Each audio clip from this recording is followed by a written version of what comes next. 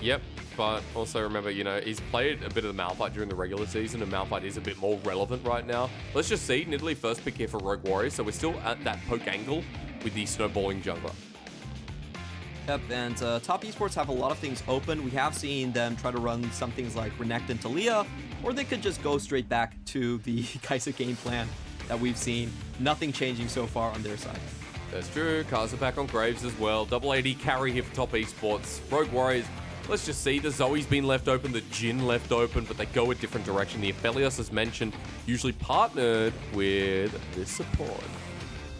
And we have seen Kellin have a very good game on the... That's Forge, by the way. Have a very good game on the Aphelios. He did have a 4-0 start in the WE series. Unfortunately, they weren't able to close the deal, but it does look like Rogue Warriors have once again identified their main carries, and they're probably just going to slot in a couple more front lines for Rogue Warrior, for the likes of Ziv to play that front to back. It has a smile on his face. Is it going to be his fabled Zoe, one of the best Zoes in the LPL? The Syndra was banned away, but this left open and blind pick worthy. Absolutely, we're going to see it once again.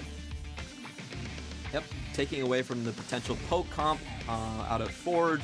And this is pretty interesting about Forge's pool. Essentially, he has a bunch of melee champions, and then he has Zoe. So if you take away Zoe, he's forced into rather uncomfortable positions.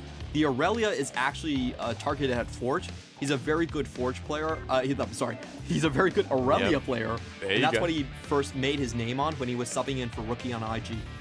It does look like, you know, Forge as well, a bit of a Yone player, because some teams haven't seen Yone as worth banning away. Lyric and I were talking about it being worth, you know, as some teams' perspective, but other teams just letting it go through.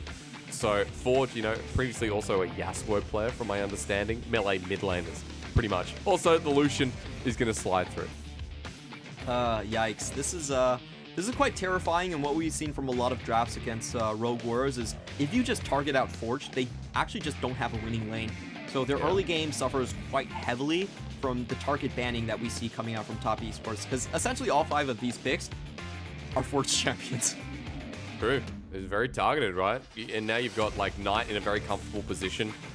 Forge, is he willing to take something like the Renekton mid?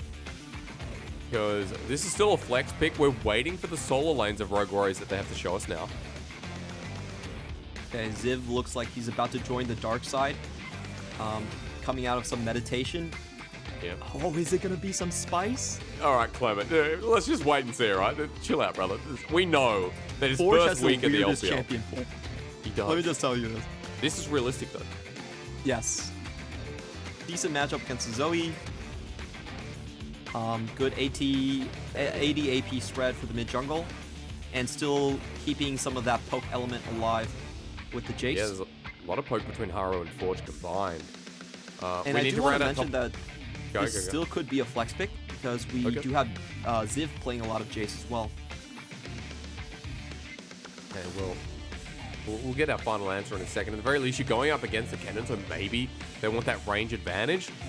As 369 is going to pilot that one again. I got to say, yesterday, LPL Kennen sucked, so I hope we're on a new leaf coming into today. And it does look like it's just going to be the tried and true standard pick right here. Ziv going into the top lane with the Renekton. Bit of poke coming in from Rogue Warriors on the middle, and hyper carry on the bottom side. Meanwhile, Top Esports again going for a composition that can play front to back, but can also be very dynamic and just fly in with the like of Slicing Maelstrom. We typically do see the Unsealed Spellbook here, so you can run Ghost or Heal coupled up with the Flash. You get a tag on someone, and Kaisa just flies straight in. So it's a bit more skirmish focused on the side of Top Esports, and a lot of options open actually for the Rogue Warriors comp. So tell me about those options, because you've still got that bit of poke, you've got a bit of engage as well. You don't have that natural frontliner as you would with something like a Leona Alistar or, you know, even an Ornn top. But there is still the poke elements that we saw in Game 1. Yeah, I think what we're going to see is a lot of targeted ganks into the bottom side of the map. They do have Thresh against Sett, so it's quite easy to actually just target him out. Probably try to burn his summoners early, have Haro come down and collect some kills. And also, just to remind you, Kellin is the new addition to Rogue Warriors and the player that they are hyping up the most as kind of their young savior to this new squad.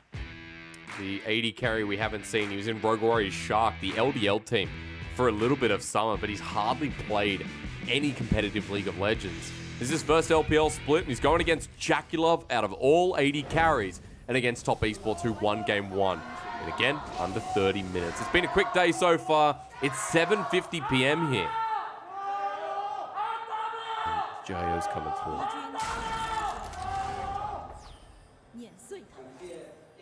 All right, well, RW has a stronger chant because the man leading the charge is an absolute baller.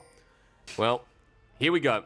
Game 2, and I know you can't see it. Someone's nodding to me down the bottom of the screen. I wish we could talk about this, but we can't anymore. Haro walking into Karsa. Ward going to get dropped down as well. Karsa dodges away from a shock blast. This is the poke we already started off with here for Rogue Warriors. We get a lot of nice information here, and we definitely see Top Esports being very aware that there's a potential level 2 gank coming out from the likes of Haro. They are preemptively warding down onto the bottom side of the map, just to make sure that a lane gank isn't really possible.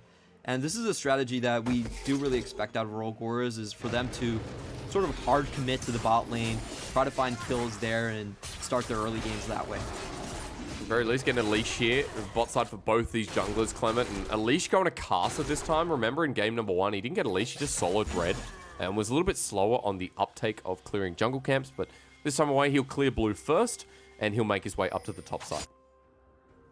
Yep, really nice play by Ziv right there, using the brushes super well. We do have to point out that he is actually using the press the attack, so a little bit more burst damage in that matchup. And on the bottom side, we are seeing a nod to QiuQiu, who was actually previously on Top Esports. He was one of the founding members of Don Gaming, and sorry, I'm cut short. No, it's okay. The killer instinct at the ready. Sorry, the second skin, I should say. Kellin just gets chunked out so hard. To continue with your point, Clement, that's right. QiuQiu promoted with them when it was Dan Gaming. Yeah, so QiuQiu has been a long-standing favorite for the Top Esports fan base. They know him super well, and he actually did sub in last split for JackeyLove when JackeyLove came down with the flu. He has gone between support, AD carry. Now he's back to support once again. So this time with the new AD carry, it's already getting bullied out in this lane. Again, we just saw a really good trade here from Top Esports in the bottom lane. The same from Knight, who has a redemption for some reason. I'm so glad that doesn't hit minions anymore, but still, Zoe with redemption this early on is, you know, a lot of years in the making. Definitely is. I really like that change. The old redemption used to do 250 true damage to minions, so you could instantly pop level 4 with that. Now that's no longer the case. I think it's a lot more bearable. But I will say, still champion damage to add pressure to this mid lane, who Forge already bullied out a little bit. We should also take note that in this mid lane matchup, Clement, it is heal versus cleanse, so we don't have teleport, we don't have ignite, but electrocute Zoe is something that, you know, we don't see every day. Yeah, this is pretty interesting. I think what Knight is banking on is the fact that there's a lot of low health targets coming from Rogue Warriors. Typically, we do see Unsealed Spellbook as the summoner, as the rune of choice for most Zoes. Guys like Ooming, they pretty much only run Unsealed Spellbook. Gives them a lot more chances to use summoners and just pop their spell thieves extra. But this time around, a lot of easy targets for him to find, and another 4v2 income. A lot of kill threat. Bottom lane, here's the play. Knight's level 4 with exhaust onto Curl, the death sentence to save his life. The dark passage, maybe no. Dead in the end by the support. Top Esports get first blood. Now to QiuQiu. The trouble bubble lands. Oh, no. He's against the wall. The paddle star from Knight. How he hit that, that's just Knight things, baby. Is it just me, or does every Team Warhorse coach look pretty much the same? Because this is FPX's bread and butter play. True. I mean, hitting bottom lane, it's, you know, very much an FPX play out of the textbook. 1,500 gold lead, though, Clement, after that play, and really nicely done. 1-0 on this Zoe in the mid lane. Roams down, picks up a Seeker's arm guard, so things already starting off well in game 2. Yeah, that was a great call on their side. Basically playing off the fact that Forge went back for the tier timing. He wasn't there in the mid lane, and they had quite an easy way into the bottom side of the map. He doesn't even lose that many minions. The pushback doesn't go all the way to tower. And Knight is sitting pretty here. He got 1 kill, 1 assist, and isn't even really down on CS. Haro now knows he needs to do something about it. Chocho moving mid as well, but this could just be to start off the Dragon. At least get some objectives down. Of course, with the Nidalee, Haro is leading in CS, but Karsa did just make the play bot, so he's back to his own jungle, while the objective's going to be started by Rogue Warriors. Really good bounce back on the side of Rogue Warriors. Yep. And they are the team that do favor going for Drakes a little bit more. They have the poke composition, and also they do have the front line kind of with the Renekton. So they're kind of looking at this as more of their win condition rather than the top esports side of things. I think top esports is much more about picking people as they come in towards the Drake. So always good to get on that Drake train early and get the fights that you actually prefer for your composition. It's also kind of funny, right? Because there is range that they can play with too. You know, we talked about the poke of Rogue Warriors, but top esports still have the Zoe, the Kennen, who can kind of play at a range as well. Kaisa too, who can gap close. So there is a way top esports can, in some plays, you know, out-angle the side of Rogue Warriors. Oh no. Oh, this is not good. This is not good. Knight lane dominance continues, if anyone was wondering. Knight just doing Knight things, you know? Like, every split that he's played so far, on average, around 15 minutes, he's up about 500 gold, so should not expect any different. JackeyLove, how close to level 6, Clement? I'm looking at the bottom left-hand side of my screen. It's still a way bit off. Yeah, so no Killer Instinct available after dodging away from the death sentence, but he has to use the cleanse while also on a ward. So there is an opportunity here for Rogue Warriors. They do have the teleport advantage from the top lane. And, you know, that's something that they could definitely use if they have the Black Ward. We actually see them pinging it out right now in bot. Knight's walked into a brush. Battlestar doesn't connect on the way out. Heal burnt. That's Knight's real heal. They need to get out. They know. The teleport Clement just talked about is going to start doing something as Knight goes down with a flash over the wall. Collateral damage secures the 1-for-1, but Rogue Warriors, the rest of them are here. 369 has Spellbook, but he's only got Barrier. He can't match it. And JackeyLove goes down as well. Rogue Warriors win out. Yeah, that was a great counterplay to what Top Esports were doing. They were trying to run the same 4v2 wraparound play, doing with it with Karsa and Knight, and a great punish on the side of Rogue Warriors. I really think Top Esports should have communicated the fact that 369 had swapped out his teleport right now and try to avoid the 5v4.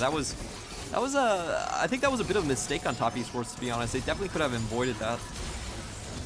Just waiting for that play to come into action while you were having a chat there, Clement. I noticed that, you know, the play in advance for Rogue Warriors was just great. You're right, they could have avoided it. Top Esports weren't able to make a response play with Karsa moving back into Fog of War in the brush bottom lane. So Rogue Warriors, they're not going to get back the gold that was taken by Top Esports at the start of this game, but they are going to get some gold onto some of the key carries. Forge and Haro now with a kill. And we do have to point out that Haro actually went for a very, very early Dark Seal here. Dark Seal no longer gives mana, so it's actually a very efficient first item these days. So if he does get going and he does start to ramp up, we could see something like we saw in Shun, where he gets extremely fed on this Nidalee. Rogue is going for another interesting play, just forcing the team fights over and over again. I really like this from him. Yeah, and it's just gone, right? If you don't force the team fight, you force them out. Herald, first one of the game at 8 minutes 40, over to Haro. And an interesting move that they tried twice before, a very early preemptive tower swap and lane swap, excuse me. And what this does is it means that your bottom lane doesn't lose too much CS in the swap because they have the waves set up there and they also have the Herald. But in the meantime, it does mean that Ziv does spend a lot of times actually getting zoned out completely from his wave. Yeah, he's pushed back in. You can see also on the top side as well, like, Kellin's just doing his own thing, Aphelios things, while Ziv, now, he moved to the Raptors, but Karsa's even going to deny him that. I was just going to mention, Clement. Yeah. I did not wrong him when I called him a punching bag, because Rogue Warriors is definitely using him as such. I was going to say, like, this is a Ziv happening again. Oh my god, this production. This is a sexy camera angle. That was nice. JackeyLove trying to catch up to the first turret blood that Rogue Warriors just took.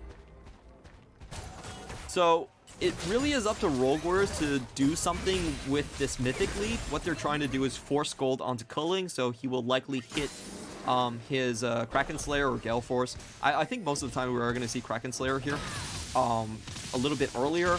and hopefully he can use that Mythic lead to snowball the Drake fights. If that doesn't happen, however, they are essentially playing a 4v5 later into the game, because this Renekton is going to be kind of useless. Yeah, I agree. You know, we know what Renekton does is bottom side of your screen, you're just looking at a replay of the Herald getting a second charge onto the inner turrets. So bigger lane now up in that top side. Rogue is only down 1,000 after getting first turret blood. It is important to note that Top Esports chipped down the bottom turret, so that's kind of on a breeze to knock it over. And JackeyLove picked up most of the turret plating himself. He's up 20 CS, and once again, just like our first series of the day, Clement, of FPX, it is bot versus, you know, one of these solo lanes versus the junglers for this Top Esports squad. Yeah, this is not supposed to happen. We have Kennen incoming. It's going to be another 4v2 into the bot side. Right in front of Dragon. That teleport, just in case something was going to happen. 369's like, where's the party at? And out he goes.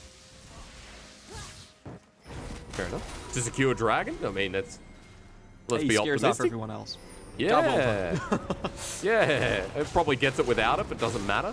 Top Esports, at the very least, they'll kill this Dragon. And then we'll get into the Ocean / the Mountain Rift. You want Ocean? And we get Mountain anyway, so that's okay. Coming right up. Is going to go for the safer option in the Gale Force here for Kellin. Hopefully, if he kill steals someone, we can hear Gale Forces being chanted from Rogue Warriors players as well. Yeah. Or Doombee's back in the crowd with Nuguri shouting Gale Force. If you missed that interview before, go and have a look. Actually, quite a bit of great banter. Good trades mid though. Stolen heal from Knight. Didn't have to use his original, while Forge is about half a level behind from what I could see. He's also down a tiny bit of CS and not doing too much damage against Knight anymore. With the Seeker's Armor Guard picked up, excuse me. He's still so close to moving that Lost Chapter into his core item, getting towards that Mythic where Zoe just pops with a Luden's Echo. I want to say that teleport actually ended out as a 5-head play coming out from 369, because if you see what it actually does, it delayed the back timing from Kellin, and it meant that when Kellin had his item advantage, his Mythic advantage, there was no objective to fight for anymore. So that's a very interesting, like, just reading out what Rogue Warriors are doing with the lane swaps and punishing them to the maximum. They're just denying their play completely. Holy, I mean, that's beyond. That's a 6-head. Something that, you know, no one would have seen if it wasn't for you, Clement Chu. This is what we've been missing for a year, brother. That's why it's great to have you back. As Rogue Warriors pushing this bottom side. Really nice tempo play, and I think a lot of people, especially newer viewers, don't really understand what a tempo play is. It's when you sequence things so you can actually do less as you go forward. And that's exactly what they did. They used the teleport early, they went to the Drake first, they made sure that Kellin couldn't arrive on the scene with his Mythic item first because they've been force-feeding him so much turret gold. And when he did get that Mythic spike, nothing to fight over on the map. Completely get away with it, and now Ziv, you know, is just kind of in a bad position. And we're at this point where Top Esports, kind of like catching up to any of the weaknesses they had too on top of that, right? Maintaining bottom side as good face breaker in the bottom side. Kellin still picks up the turret play with 30 seconds left to go, so we'll say it's still okay as the showstopper used in the bottom lane. Is it going to be a follow-up? Zhuo using the Haymaker, flashes away. JackeyLove wasn't there, and I think Zhuo maybe went a bit early. Yeah, that was kind of interesting. I don't think the stun actually landed, so the plasma stack wasn't there for the Killer Instinct. I definitely felt like that was a situation where JackeyLove could have flown in. He was coming off with a sizable item advantage, so somehow the plasma stack just wasn't there. Yeah, at Gale Force too, so maybe JackeyLove could have followed that one up with the lethality of Serrated Dirk. But we've had a very slow early game. You know, as Clement talked about before to our lovely audience, is how we saw that tempo play of 369 put Top Esports in a position where they had tempo in their favor and they're just farming up, right? We've got a lot of strong 1-2 items across this team, and that's what they're getting towards, also towards the next Dragon. 369's walking in, but Forge can just walk himself. But Clement, what do you want to see next? What are we gearing up for here? Because the audience doesn't want to fall asleep. They want to say, hey, we got Clement Chu and Hysterics walking us through this. We want to know what's coming up. I think what's coming up next is Top Esports making a ton of picks. However, Rogue Warriors have got them beat. Yeah, they have. Okay, maybe it's 80 carry versus 80 carry. Oh my god! Halo Blades Kaisa with a serrated Dirk. Goodbye, 200 years. This guy was, a year before you. I told you that is why it was definitely the plasma stack not sticking. Because JackeyLove would have taken that killer instincts a minute earlier. If that landed, he definitely would have gone in. His damage is absolutely insane at this point. Kind of blew me away. I'm sorry. I was taken for breath. JackeyLove now 2-1 and 2. That solo kill is actually quite huge in front of Dragon, and he just waits in brush. Look at his face, just like, what are you doing? Yep, waits for the full Q to land and then use the Gale Force. You do get an execution on that. So the lower HP the enemy is, the more damage you will do there. Perfect combo. Well, Mr. Chu, I ask you again, what do you want to see now? Because that solo kill has actually ramped things up. Again, we're getting towards Dragon. The gold lead is at 2,000, 15 minutes in the game, and I don't think this is a boring game. I think this is going to explode. It's like tension when you go on a date. I've always talked about it. It's going to explode at some point, whether it's going back to someone's house or just, getting the souffle. Something's got to happen. Okay, I'm not sure about the souffles, but I do like those desserts. I must be honest about that. I was going to say you're I'll sure be about honest, the apartment. I think Rogue Warriors' game plan is kind of flat on its face right now, because what they did is they sacked their top lane early just to get an item lead on their bottom lane, and now their bottom lane is completely eclipsed by JackeyLove's items. So there's not a lot they can really do to claw back in the game, and what I want to see is top esports styling. I want to see the one-shots coming out from JackeyLove, and I want to see Knight do kind of the same. The observer was looking at this ward for a reason. This is a flanking ward if I've ever seen one. 369 hasn't been spotted out until now. This is the second TP he's made, but nothing can be done with it. They know he's here. Pings were coming through. A little less 5-head than the previous teleport that we've seen. God. Clement, they're like great TPs when you think about it. But then you see them in action, you go, well, that was pretty shit. Yeah, but he's still in a good flanking position. I think top esports is definitely going to go straight into this one. They're not going to wait. Let's see, on to the Dragon. Half health was Kellin. He's bopped out by Knight from what I could see. JackeyLove behind there as well. And a 2K, spear hits, 2,000 there. Haro on the back end at level 11, but this time full on. Who needs the flank when you're going to do that anyway? 369 will trade his life, but in with the showstopper, the face breaker, and it's the showmaker that'd be looking on from Korea, saying this team's pretty bloody good. 3 kills in the back of Karsa, and top esports have just solidified this game. Ladies and gentlemen, Zhuo has landed. His engages this series have been absolutely sick right here. If you guys don't know, the 2 most anticipated rookies coming into 2021 are Zhuo on this team and IG's Shun in the jungler position. And to watch them get off to a good start is absolutely amazing. Great flanking position coming in from 369. That's the typical spot that Kennens love to go in on the enemy team. They take out Renekton at the start of it, and just watch this. A beautiful 2-man face breaker right here, followed up by the killer instinct. And top esports, they just make mincemeat out of Rogue Warriors. Isn't it great? They've made a champion where Haymaker and Showstopper put together becomes this great mid laner called Showmaker. But at the very least, I always mince my words because that combination is great from a Sett. And we saw a really nice ultimate there from Zhuo. They get the kills, they wipe the team, they get the gold lead firmly in place, and they get the Dragon with a couple more to go before Sol. So just a bit of context there for our audiences. That Trouble Bubble landed, flash given. Red buff is a friend to Rogue Warriors because I think Haro would have just been dead. Very close call right here. They're still going to go for this. They do have numbers advantage on the top side. And yeah, it looks like they're going to continue this push. Probably try to camp up here and find a couple more picks on the side of Rogue Warriors. Okay. Doesn't really get it. Yeah, I'm about to say. We're at a point where game has been like relatively slow, but again, remember top esports maintaining control for the most part. Going into the enemy jungle of Rogue Warriors and taking away many resources, almost up to a 4,000 gold lead at almost 20 minutes in the game. But the items we want to keep track of, because the fight that we're expecting to see could be 80 carry based, is JackeyLove and Kellin. Kellin now picks up the Renan's Hurricane, but Collector picked up for JackeyLove to give him that execute.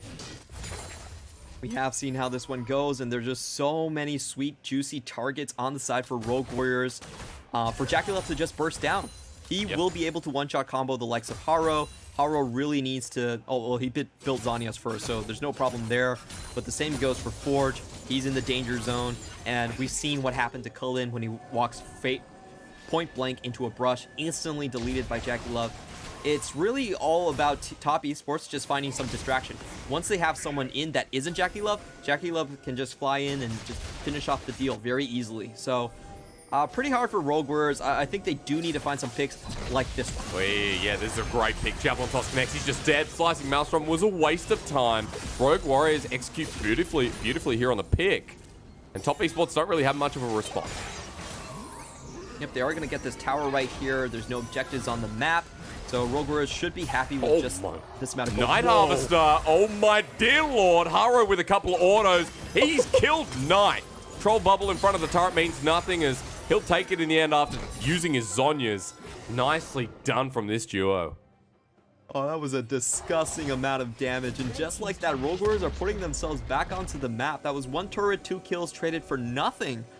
Top Esports scrambling to find some closure on the top side. Yeah, they're waiting in a brush, waiting for Forge to walk in, but he's none the wiser. Forge ends up getting a shock blast too, and Rogue Warriors is on the blue buff. Karsa still gets it out. That's still not a win for top esports, but it's, I guess, a style point to add on. Yeah, and Rogue Warriors are closing the distance on this one. That was a pretty large swing in terms of gold. I believe Knight did have some sort of a bounty there.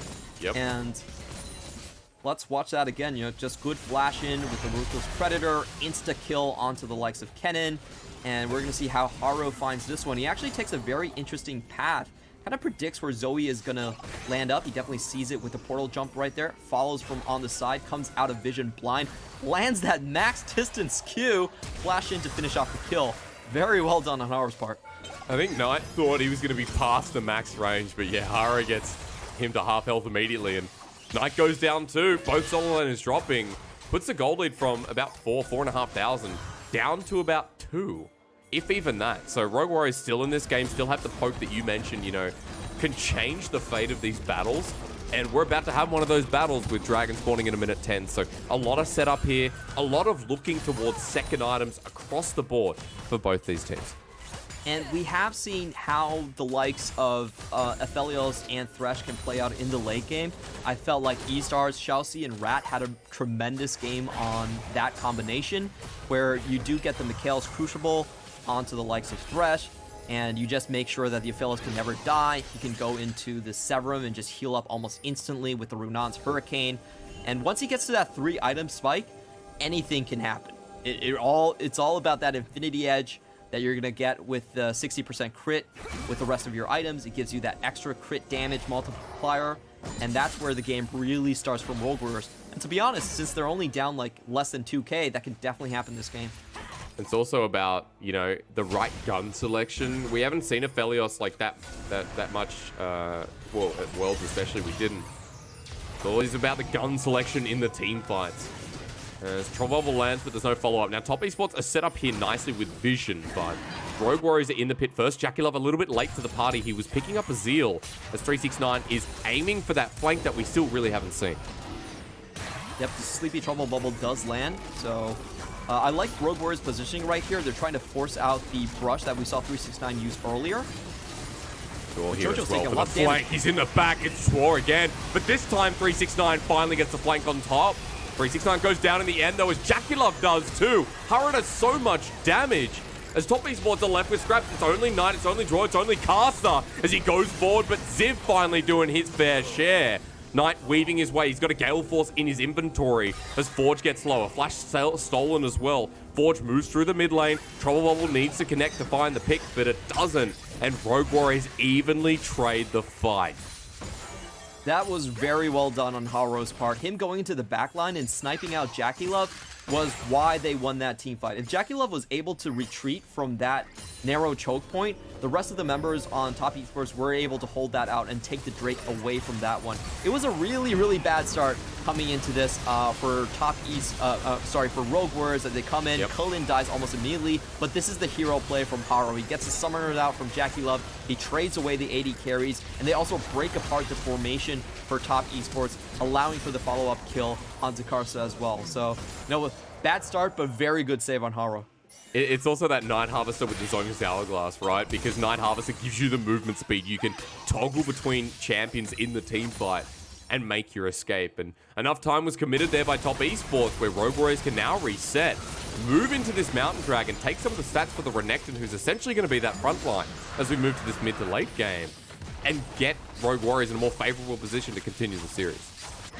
And I didn't think I would be saying this, but the tables really are turning because even though Rogue Warriors don't have a lot of takiness, Top Esports don't have a lot of takiness either. Their composition is essentially made of paper. With this Infinity Edge on the way, oh my god, they're going to be completely shredded against this comp. But hang on, Zhuo's in a flanking position again. Maybe not, maybe we don't get to that point. It's up to Haro, who goes golden once more. Chocho's low for 369, in for the slicing maelstrom onto 2 people. He needs to play for time though, because Kellin will just destroy him. Knight goes forward once again, JackeyLove takes a shot, and the Shuriken King stays alive with Rogue Warriors having the man advantage. I gotta give that teleport a 3, just because the only target that was low was Chocho. So a bit of a head scratcher right there, and Rogue Warriors really are mounting the comeback. Chocho waiting for the death sentence. Clement onto Baron. Zhuo's here. He's had some decent engagement for 369, letting the squad down. Karsa behind the pit. Zhuo doesn't have his ulti or any summoners available at 3k. Karsa needs to get a steal. He doesn't have a flash. He has quick draw in. Knight goes in as well. Karsa on top of the Baron, but it's secured by Haro. With 26 HP to go, he drops down as well. And Rogue Warriors now have to survive from JackeyLove, who gets 2 onto the 3rd. Jackie freaking Love, man, even though they originally lost the Baron. How the hell did he actually get that? He saved his team so much of that split push potential from Rogue Warriors by deleting the Baron buffs right there. Gets 3 kills right underneath the nose of the entire Rogue Warriors squad. Jesus. That was an insane save to watch. What a save it was, Clement. After the steal doesn't go well, Karsa sacrifices his life, and JackeyLove just showing us why we called him the best AD carry, why he won Worlds. This is a JackeyLove hype club, and we're going to watch the replay again because remember, Rogue Warriors still got the Baron. A lot of things are going wrong for Top Esports right now. 369 is dead.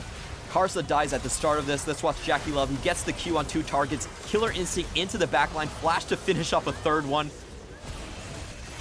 That was just insane to watch. And I love we get the actual replay from the POV point of JackeyLove.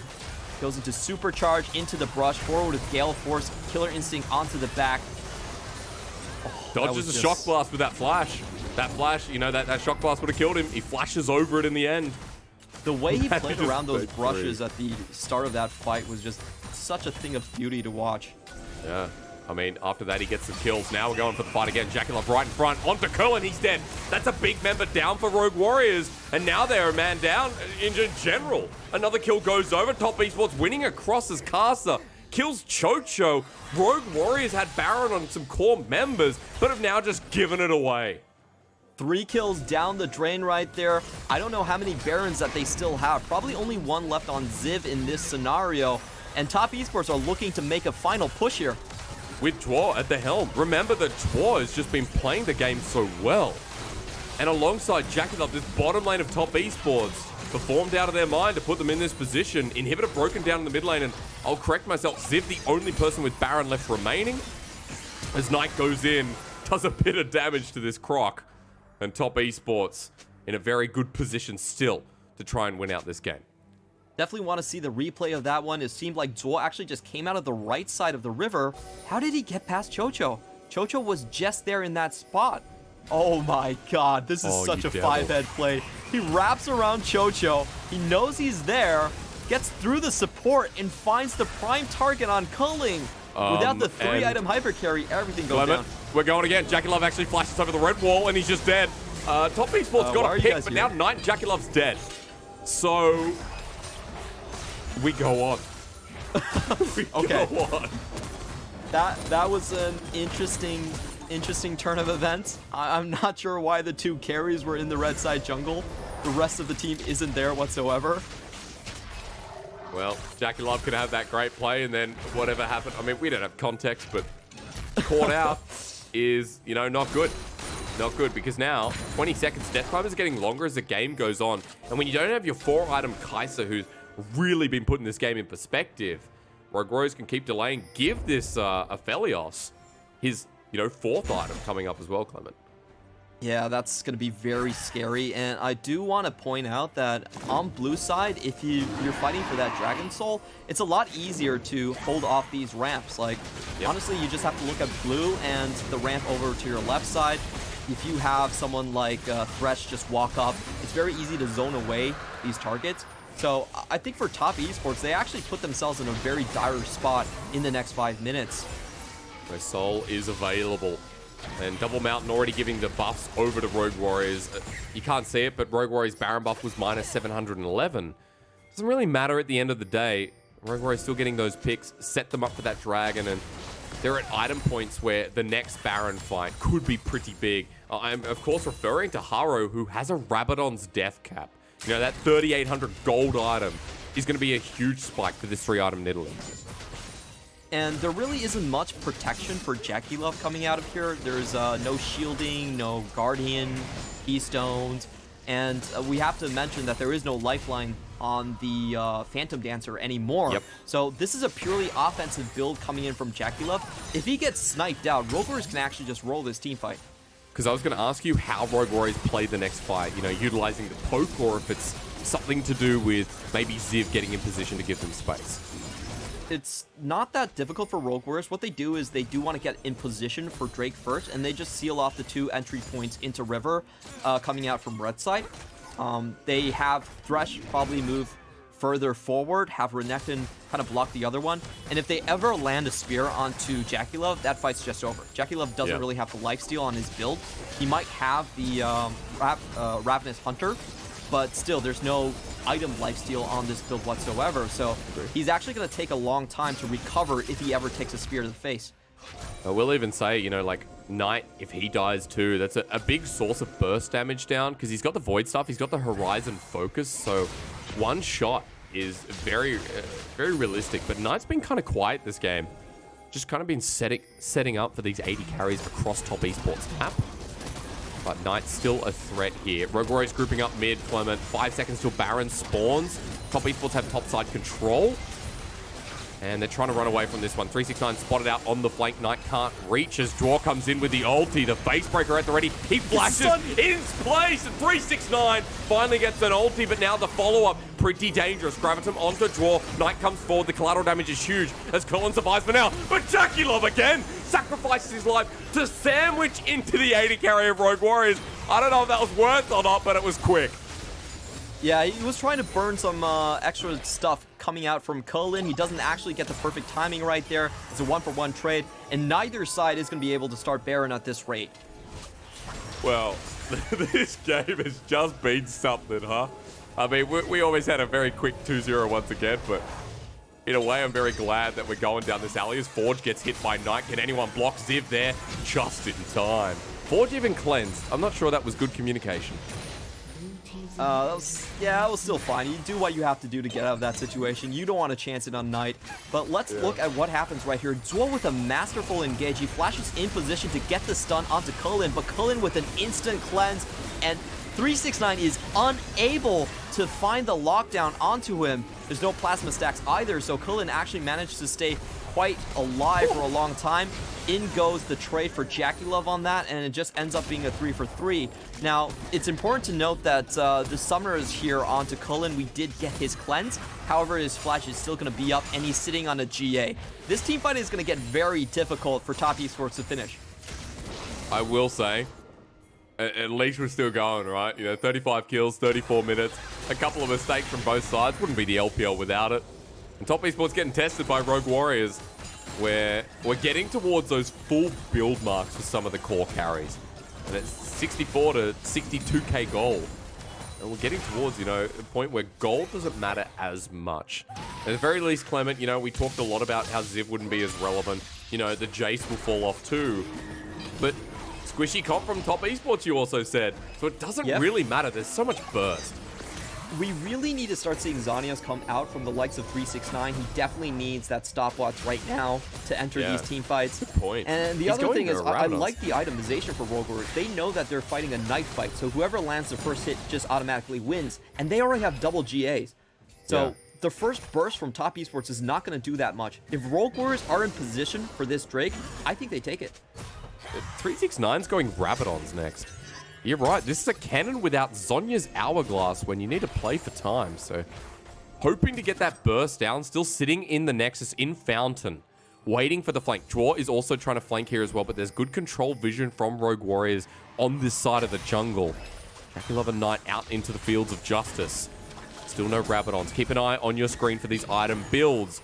Rogue Warriors are at soul point. This is so tense right here. I like the guns from Kellin. He does have sustain and the Runan's Hurricane to live through all of this. Here comes Teleport Clement. The poke down, but it's secured by Haro. Mountain Soul now achieved by Rogue Warriors. The Troll Bubble onto Ziv, but it's a 2-man, 3-man Infernum with a Moonlight Vigil. Poke down from Forge doesn't really connect. Karsa at half health. But with that achieved, Rogue Warriors now have the inside track of mid. Yeah, they also burned the teleport out of 369, so there's nothing much that they can do to respond to this. They're going to get cut off. And I love Chocho's positioning. He's waiting for the box to be placed down on this corridor just to zone everyone out. And Kellin joins the fight too. Troll Bubble doesn't connect. That's the key pick tool we need to watch for Top Esports. 369 doesn't have Flash in his inventory of summoners, but he does have the Slicing Maelstrom. Remember, Baron is up, so Top Esports can't just ignore Rogue Warriors here. They're going to have to match this. Definitely is the case, and they're starting this one already. What are the flank positions that 369 can find in this situation? He's going to have to go in head first. Zhuo, here we go. Ultimate launches into the Baron pit. Zhuo lines him up with a Haymaker, but no one's in with him. Goes forward and dies. Haro goes golden just in time, but Rogue Warriors have low health bars. JackeyLove wants to clean this one up, but it's blocked. Knight, can he get the angle as Karsa runs forward onto Kellin, burning down. He needs a hit with Gravitum and he secures Karsa in place. Manages to get out, but the Troll Bubble connects still. Knight with a fake flash in his inventory will not use it over the wall. And Top Esports lose one, but get the health bars to their advantage. And they're going to start the Baron right here. Ziv has gone back to base. He's teleporting in. Can he actually find the position? JackeyLove on the Forge, use the Killer Instinct here. Knight has the flash as well. Remember, into GA though. Ziv teleports back in. 369 uses the Slicing Maelstrom to keep Rogue Warriors at bay. Knight still with that flash. We're waiting to see him snipe out the back line. But Rogue Warriors are back on the Baron. Yeah, and Kellin is so damn healthy in this position. If he has two members flanking around him, he shouldn't be able to fall down. Knight hit a Paddle Star. Fake flash again. Wait for it. Onto Ziv. Knocked up. Karsa on the back. Wants to steal this time. Smokescreen does not connect. Onto Haro. Karsa's in, but doesn't steal it. Haro is the Smite King this game. Onto the rest of the fight, though. JackeyLove has taken down Chocho while he's cornered by Kellin. The Aphelios is still alive with Calibrum in hand. And Rogue Warriors, this fiesta of a game, gives them Baron again. That was round 3 coming out from Top Esports. Zhuo died at the start of that fight, and he had enough time to actually come back and do that one again. A little bit unfortunate on the side of JackeyLove that he wasn't able to actually snipe out the likes of Haro on the right side with the Gale Force right there. And Kellin was able to stand his ground 1v2 on the left. So they're looking to close this one out. All right, Clement. Well, we're going to see first, right? Because Karsa onto Kellin, dodge away from the spear is crucial. Karsa still wave clearing. Zhuo wants that dunk down into the AD carrier who with Infernum insta clears. Kellin walking up to the Nexus. The first turret is just going to drop with the help of Severum. Kellin level 17. He's come back up. Yeah, we're going to see if he can teleport in, right? Not teleport, but rather just walk down. Kellin trying to be delayed by the side of Top Esports. 369 walking forward too, but Rogue Warriors are out. They're not going to end the game yet. This has been such a nail-biter of a game, and honestly, I did not expect it to be this close between Rogue Warriors and Top Esports. Rogue Warriors were a team that were in complete rebuild. The only member that they had on their team from their previous roster was Haro. That's the only one they kept on their roster. And now they're taking it to Top Esports, who were the LPL 2nd seed and the champions in summer. Ooh, this is not a great look for Top Esports, honestly. You know what the funny thing is? It's a good look for Rogue Warriors, who, even though they've changed their whole roster, haven't really changed their identity. They're a team that can lose to anyone but win against anyone as well. And in game 2, Gold is even though it means pretty much nothing at this point. Well, next to nothing. Zhuo is trying to win this game, but he's spotted out by a lens. Zhuo spotted out by that lens is not good. QiuQiu missing the death sentence, so ulti to get out of there. Zhuo needs to burn his real flash. And his flank was an attempt. That was some really good action, by the way, from Forge. True. Like, he didn't know it at all. They get the 4-1 collapse, burn the flash. And the targets that we should be looking right now should be on the likes of Forge, because his GA is down.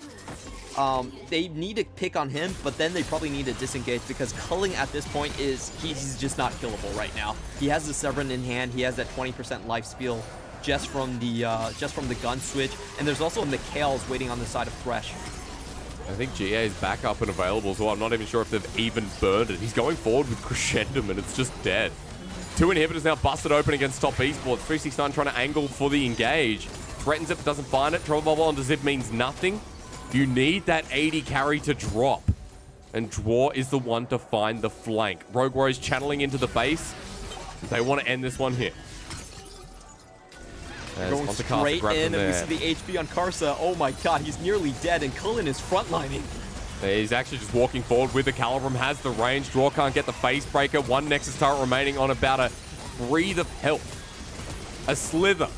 Kellin walking forward, and here comes the rest of the minion waves. They don't have Baron anymore, but the wave clear just not really there. As Nexus now exposed. Slow in its own right. Death sentence dodged away from by Zhuo, who has his ulti back up and available with a good face breaker. Launches back himself. JackeyLove's there. Zhuo getting burnt down, and he's dead. 369 TP's in for the slicing maelstrom, and he's dead too. 369, this game hasn't been great while JackeyLove trying to carry once again. Forward flashes forward, but JackeyLove still lives. Probable lands as Knight is left on his lonesome into the backline. Knight has a fake flash too. JackeyLove there, walking forward. The QSS, the Merc onto Kellin.